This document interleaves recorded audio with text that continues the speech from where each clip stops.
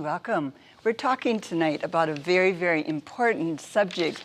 We're talking about Alzheimer's, and specifically a collaboration that our state is engaged in that's exciting, important, and is going to, I think, affect all of you, and you'll be hearing a lot about it.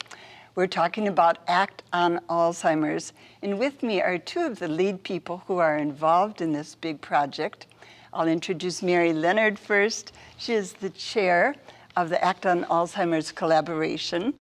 And could you tell us just in a few sentences, Mary, what your role is and what the collaboration is in a nutshell? Certainly.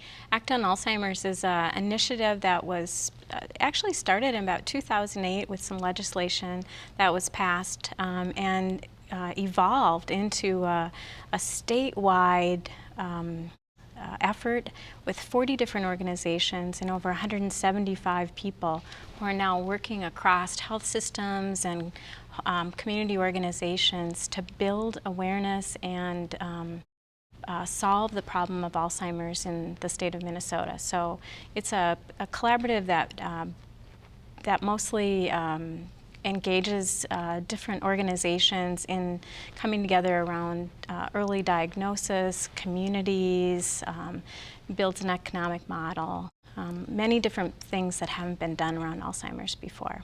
So trying not to overlap efforts, trying to pull everyone together. Yes. To work together. Our second guest is Olivia Mastry, and Olivia has the title of lead executive with this big project. Welcome, Olivia. Thank you, Mary. And tell us a little bit about what you do specifically and why you're excited about your work. Great. Well, my role is to harness and organize and facilitate the work of the hundreds of individuals who are involved in it and make sure that they can accomplish their goals. And we're working towards goals that will be completed by the end of 2015. And so with that, we've had to be very disciplined in how we take on our work. We have a shared common agenda, and it has 5 principal goals. So we focus on increasing detection around this disease and improving care available to people, identifying those areas of care approaches and interventions that seem to work best and are able to save money in the process or at least slow the growth of costs. We're focused on sustaining caregivers and their important role in this work around Alzheimer's disease. And then we focus on equipping communities, and at the same time, while we're equipping communities to support their residents in just the day-to-day living in community, we're also raising awareness and working to reduce stigma around the disease. I'm excited about this work because it's a rare opportunity to bring this many diverse people together around an issue that's really bigger than any one organization can ever solve, and to pull out and harness the talents, the passions, and the expertise in a way that collectively is driving towards and making real change around how we provide care to people with Alzheimer's disease, how we support them as well as their families and their caregivers. I read somewhere in preparing for this that you are hoping Minnesota will be kind of the model lead state in the country doing this. And are we positioned in a way that that's a real reality, a possibility? We really are. There are a number of states that have what they refer to as state plans around Alzheimer's disease. Some of those states are at the very early stage of making recommendations. Others have created recommendations. Minnesota is probably the farthest along in a shared common agenda that's actually implementing those recommendations. So we're not only teaching ourselves how to do this as we go along, but sharing lessons learned with others who are doing this work in the country. Well, we heard about it here first, didn't we, with ACT. The number of people with Alzheimer's is probably hard to really be totally accurate or definitive, but the number that you shared with me the other day, Mary, was about 70,000 Minnesotans have Alzheimer's right now that's diagnosed and undiagnosed. Correct. So quite a few people have That's it and an they don't know estimate. it. Right. But I think almost everybody over 55 worries about getting it. Yes. Don't we? Boomers. And the projection by 2025, tell us what that number is. It was a big jump. Yes. So Act on Alzheimer's commissioned a study and working with the Mayo Clinic and the Rochester Epidemiologic Project, which really is unique in the whole country. It's really focused in the city, in the Olmsted County of Rochester, and calculates how many people over age 65 have dementia, some form of dementia. We use their numbers and we took that information from that study and determined that there were about 70,000 now who have the disease, and we ratcheted it up for those who don't currently have a diagnosis, since, as you're right, there's a lot of undiagnosed cases out there. By 2025, the estimate is that number will grow by 45%, and we'll hit about 102,000 people in Minnesota, which is probably about 240,000 new cases in the next 15 years, which is sort of stunning that our state is going to have that many new cases of Alzheimer's disease, and we're not prepared for what that's going to mean. I'm sure everyone listening who has any involvement with healthcare facilities or assisted living or physicians' offices kind of have a startled reflex when they hear this number. Another 250,000, yes. Early diagnosis is one of the goals of Act on Alzheimer's. And I was really intrigued by that goal because from what I've heard, Alzheimer's is progressive. It's not something we can treat and stop if caught early. So why is early diagnosis so key? What is the main reason? Well, early diagnosis is really a critical point in the care process for people with Alzheimer's disease. And while there isn't currently a prevention or a cure, there are a number of very effective care approaches that actually increase or maximize functioning, reduce the severity of the disease, improve quality of life. So with an early diagnosis, you get access, or we often say it opens the gate to all of those interventions or care approaches that we know can make a difference in those three areas. Without the diagnosis, you tend to wander around in this confusion of what is happening to me or what's happening to my loved one and what should I do about it. Diagnosis gives you an opportunity to do something about it, both in terms of care approaches, but then also, if it's diagnosed earlier on in the disease process, you can plan for those times later in life when you won't have control over some of the issues you'd want to control, in terms of planning for what you want to do with your state, how you want to manage your family care needs, your future needs.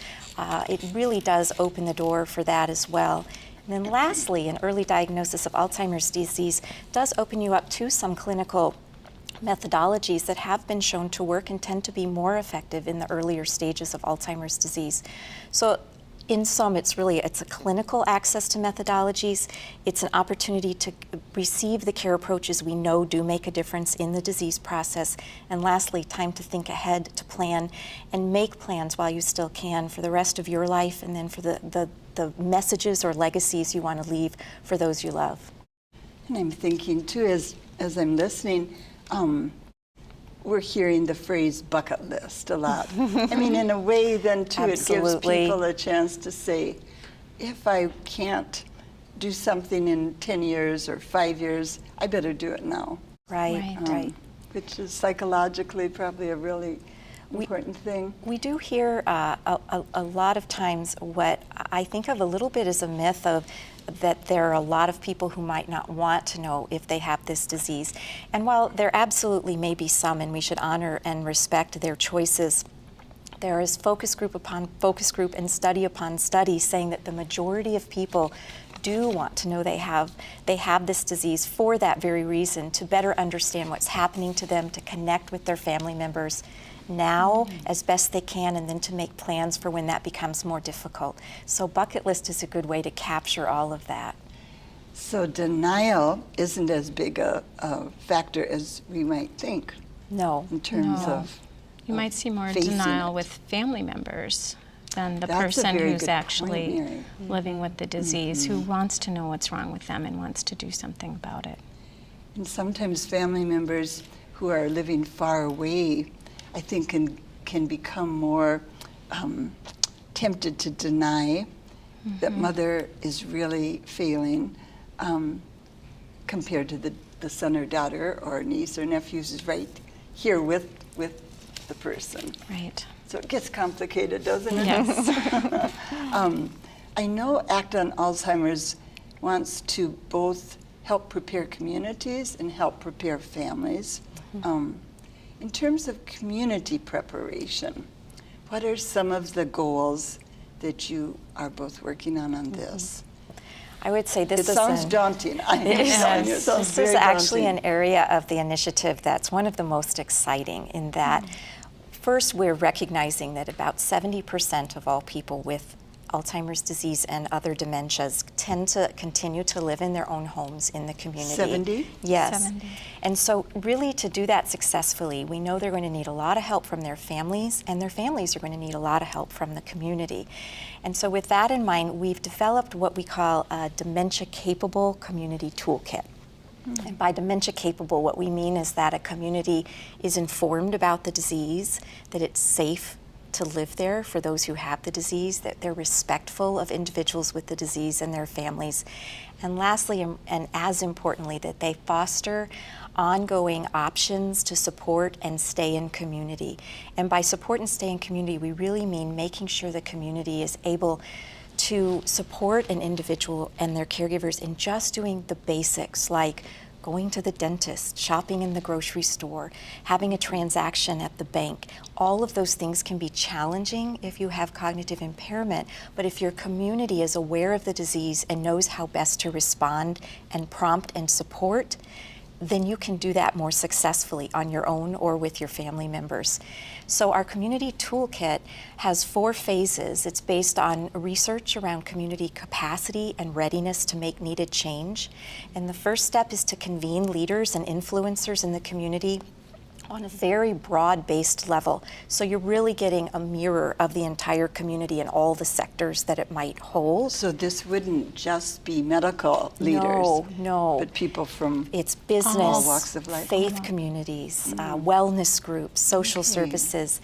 So really trying to bring in the full community. First, just to talk about the fact that Alzheimer's and other dementias is in fact a fatal brain disease, and people with it need the kinds of supports that people with other diseases need. And then secondly, we have a second phase, which is to assess how well is our community supporting people with this disease, and what might they do if they wanted to strengthen that. And the third phase is to analyze the results of that assessment. And the assessment is very specific to each community. And a community might be geographic, but it could also be a community of interest, a faith community, a cultural community. And then the fourth phase, once you've analyzed the results, is to say we've chosen 1 or 2 priorities in areas where we think are really important and our community might do better. And once we've chosen that, then they work together to implement change goals and make the communities more supportive of those with the disease. It sounds, like a wonderful thing to start by pulling everyone together. I'm thinking, though, of little communities that are outstate. Are there specific guidelines for them as compared to mid-sized cities like Mankato or Albert Lee, compared to big cities like Minneapolis and St. Paul? Certainly. Actually, in the project, that Walker, Minnesota is an example of a small community up north. And it probably isn't surprising that in rural communities, people do come together. I mean, they know each other.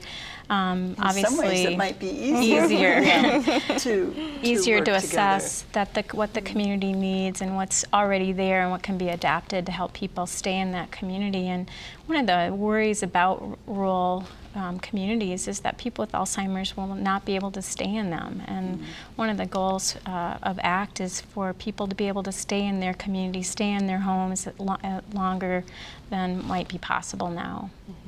As I kind of read between the lines, hearing this, I wonder if there's going to be a push to keep people in their homes more than people want to keep their relative in their home as a cost-saving, long-term solution in a sense. I mean, I think we all know our healthcare system is stretched. Certainly. But families, I think, get very easily overwhelmed too by 24-hour care. Well, Any and comments on that? yeah, one of our major work is in sustaining caregivers. So somehow equipping caregivers for this new job that they have, giving them skills, resources, and support so they can do that job. Often they would like to keep their person home, their loved one home longer, but they just don't have the resources or the support to do that. So efforts to do that and to change the systems that already exist and make them more dementia competent is a big part of, so it's not adding new things in, it's taking what's already there and retooling it so that people can live with Alzheimer's better in these communities. I don't know if you have anything to add to that. I would think that, yeah, a lot could be changed, a lot could be done in this whole arena, because I know a lot of families, when they do have to have a relative go to a assisted living or a group home or a nursing home, they feel terribly guilty, and yet their health is often right on the edge of failing too. Absolutely. So lots can be changed, I'm guessing. We really do have a lot of opportunity within communities to continue to build resources that will support caregivers in doing their work. That's part of what our community toolkit is focused on. We also are, as part of our initiative, are just about to complete a study that really creates a tremendous business case for health payers and health systems and the state to support a model of caregiver support called in-person caregiver support, where a caregiver actually has in-person counseling and coaching throughout the journey of the caregiving process. It's shown to be tremendously effective in the dementia caregiving setting, and it even reduces costs and delays the time when people do feel that they can no longer support their loved one in the community and that they need to move into a different type of supportive setting. So we've been doing a couple of things in that regard. And then a third area of focus, again, to help that dementia caregiver, is we've been working in partnership with the Department of Human Services and the Minnesota Board on Aging. We have in our state a very big centralized state resource that has a great deal of information that can help caregivers, and sometimes that can be challenging to access, especially in a medical crisis when you're trying to do the right thing at the right moment for the right times. And so our caregiver group, one of our leadership groups in the initiative, have been working to enhance this website that supports that information. It's called minnesotahelp.info, as well as inform the training that goes into the live individuals who support you if you were to call the helpline, and that's called Senior Linkage Line. So we're really working at both a state and a local level to shift and enhance the resources that can help sustain caregivers in this challenging role. And if we're saying is it 1 out of 2 people over 85 probably do end up with Alzheimer's? That's a lot of caregivers that we need to be thinking about, isn't it? It's not quite, it's almost that high. It's just about a little over a third of people at 85. But when you think about it, if you're in a couple though, if you think about the relationships, and often caregivers are spouses, once you reach your 80s, you really begin to look at, I will either have this disease or be caring for someone with this disease. And that's pretty daunting. And so that's really the urgency that drives our work to make sure that we get some of these changes made so that we have more supportive networks, better care approaches, and more understanding about the disease. I heard a quote once that just has always stuck with me, and it said that old age is the season of losses. And so when people are having a loss, like my spouse is developing Alzheimer's or whatever the loss, there are other losses for sure going on too. And so to prepare ahead of time, I mean, that really does make sense in terms of not having everything hitting you so suddenly. Do you think with the work with families, are you going to be looking more at children than spouses, or are there, you're maybe not at that point yet either, but We actually aim towards any caregiver, whether Okay. it may not even be a family member, it may be a close friend. Neighbor. Or neighbor. And one of the things we're trying to embrace or accommodate is the fact that it's rarely just one person who's doing all of the work. There's often a primary caregiver, but there are many, many secondary caregivers. So even though we have, if you add up all the Alzheimer's and dementia in our state, about 100,000 people are affected by the disease right now, there are 250,000 caregivers. So that suggests to you that for everyone, on average, there's There's two and at a half least people 2.5 who are people. who are That's- working on this care. And that's why just supporting one individual probably won't be enough, that we really need to build up the infrastructure of how communities support individuals, and then how individuals support each other. So if everybody does a little bit, you might have a caregiver and a half because of that extra little bit that everybody's giving. and that would be wonderful for, It would be. for everybody, It for the would be. caregivers. Do you have any specific thoughts in terms of big city versus small town in this regard? Because I just was out in my hometown of South Dakota this weekend, and it's a town of about 25,000. And they pulled together so beautifully, the old saying, it takes a village. But in a big city, that's just not as easily Right. accomplished.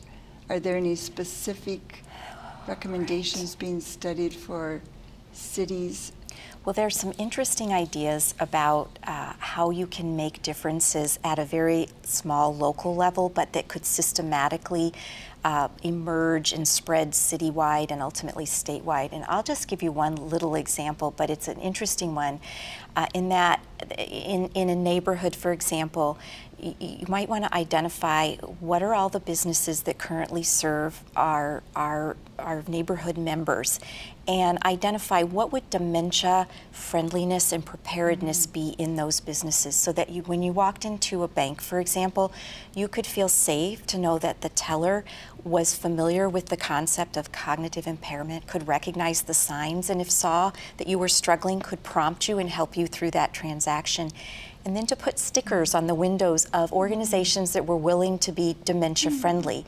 So it happens very locally, but then if every neighborhood begins to replicate that, and suddenly you've got this sticker statewide or region-wide that's recognized, you've started to move systematically into something that starts very small, and we own it and it's ours too, and we're doing this on a statewide basis. So you really have to tackle it at both levels. That makes sense.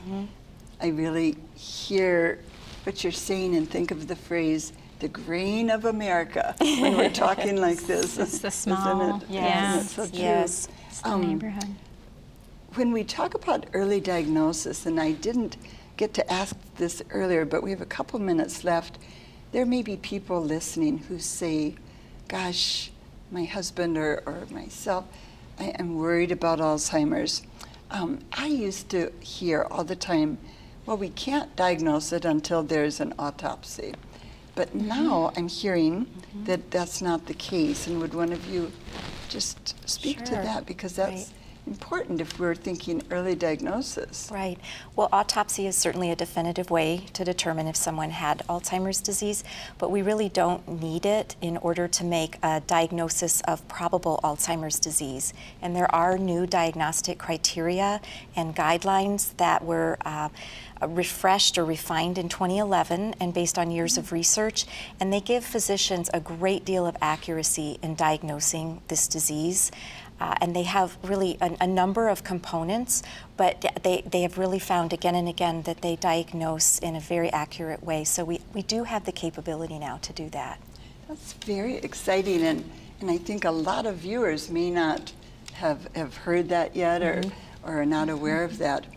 We have some websites that we're going to put on the screen now for you if you'd like to learn more about ACT on Alzheimer's or just learn more about Alzheimer's. These are both terrific websites The first one is Act on ALZ for Alzheimer's.org. And the second one is the Alzheimer's Organization, www.alz.org. And they both link to each other too, don't they? So They do. You'll be able to get specific state information on both sites, you know, and information about your community and what's going on. It really reflects a tremendously important partnership that Act on Alzheimer's, the statewide initiative, has had with the Alzheimer's Association. They really did champion a lot of the early work in this area and continue to be a tremendous leader and contributor in the effort. we have 1 minute left. Is there any news that, with you both on the front line, so to speak, that you hear about medication that can slow Alzheimer's down that viewers may not have heard about? Is there anything? Gosh, if there was one thing I would say, there hasn't been a new Alzheimer's drug in about 10 years, but there is more and more research that there are things that you can do to lower your risk factors and to try to delay the onset of Alzheimer's. And so exercise, Mediterranean diet, social engagement, having a purpose, all of these things have been shown to delay the onset of Alzheimer's disease. And so that would be one thing I would just want people to know, is that we're finding more and more that there are things you can do to delay it, even if we haven't figured out how to cure it yet. I'd like to have you back and we could talk more about that, because that's a huge Piece. parallel topic, isn't it?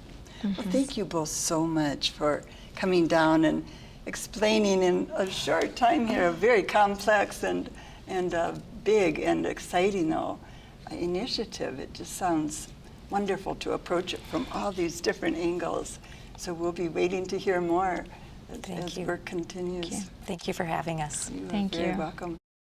I've been talking to Mary Leonard and Olivia Mastry, and I hope you'll check the websites out so you can get a jump on learning more too, right from the beginning with them. Thank you for being with us. We'll be back again next week. Until then, have a very good week.